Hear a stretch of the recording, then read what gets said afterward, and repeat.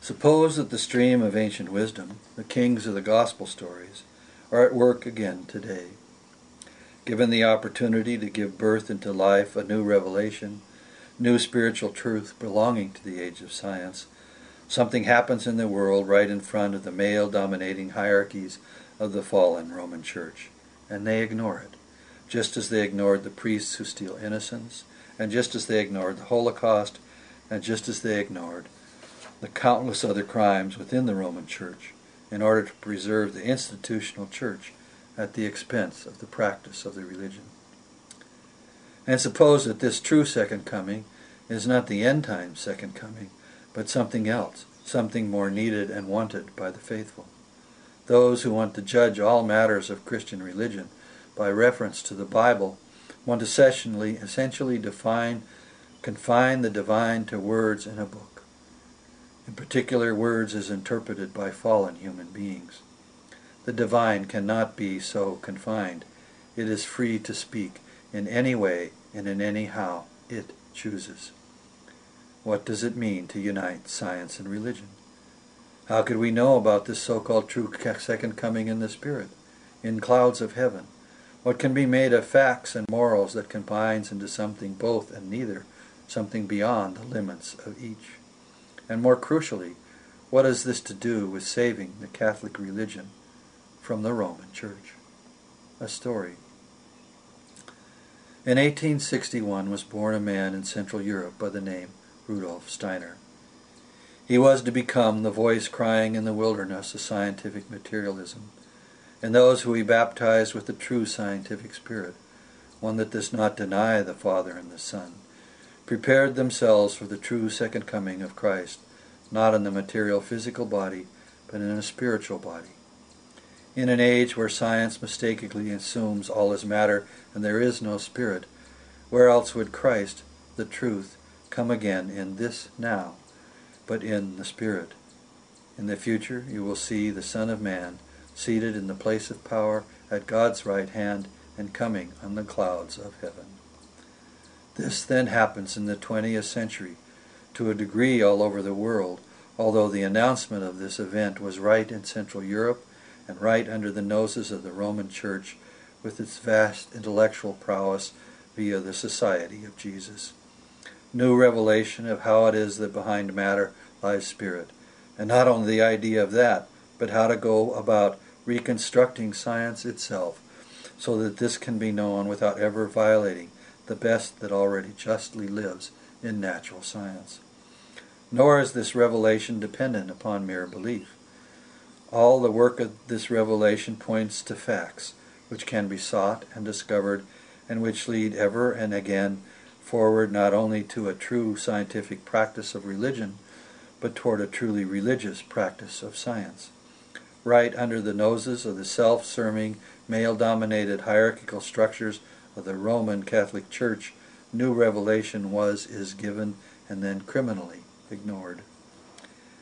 How would medicine, education, social science, natural science, agriculture, art, philosophy, theology, how would all the vast fields of human knowledge change if real scientific knowledge of the Spirit were joined to the already huge scope of scientific knowledge of matter?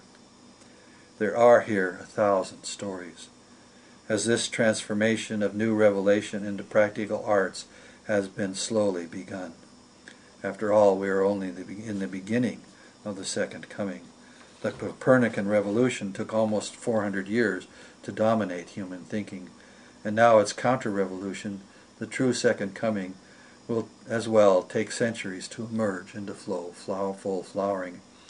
Here let me tell just one story, there are far too many, with a small preliminary introduction.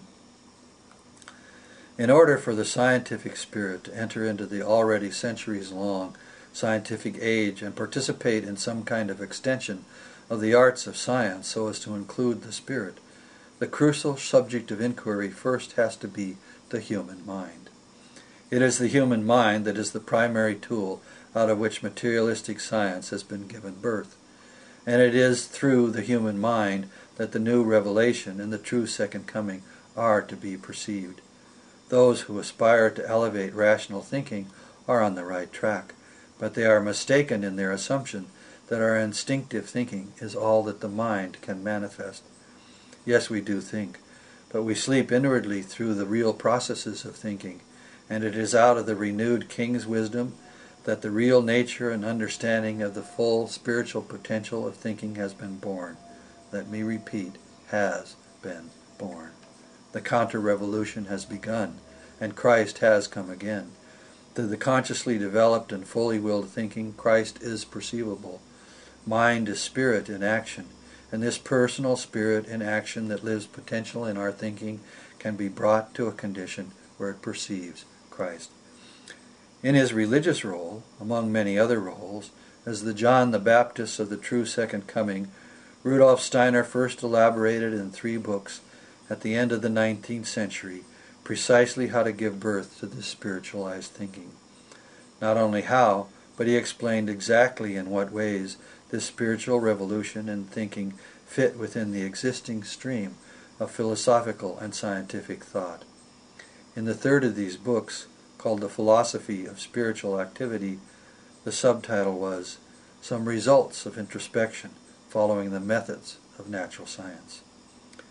To become baptized by the 2nd John in preparation for our true full baptism by Christ during his second coming means only to become awake a bit ahead of something that will arise over time in all human beings who seek it, which yet is available only today for those willing to undertake the practices. The at one time falsely declared heretical wisdom of the kings has now returned unfettered, and presently makes the metamorphosis possible of thinking itself. There are many ways to approach this transformation, some more instinctive and some more conscious.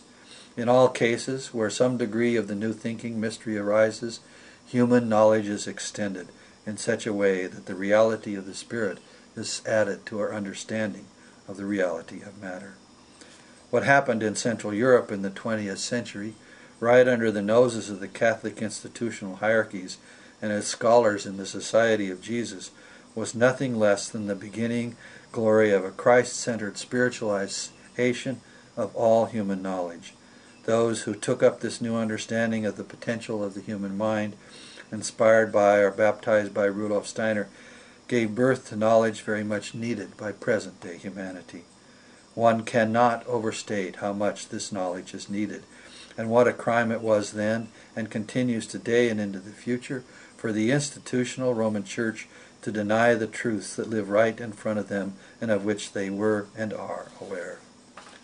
Steiner called his work anthroposophy, and as a king's wisdom, he expressly differentiated it from the Christian religion. Anthroposophy was simply the science of the new thinking, cognition, and like any such science, it was meant to live in service to human needs, not in service to itself, and become another competing religious-like impulse. Pope John Paul knew of this work during his early years in Poland as Karl Joseph Wojtyla, for he participated there in anthroposophical work. On the internet one can find a picture of him as Pope with a book on his desk by a former student of Steiner's. Just Google Pope John Paul II and the words Meditations in the Tarot. Steiner wrote over 30 books, was quite famous in Central Europe at the beginning of the 20th century, giving over 6,000 lectures, while often during his last years these lectures were attended by thousands. There is no way the Church was unaware of this voice crying in the wilderness of scientific materialism.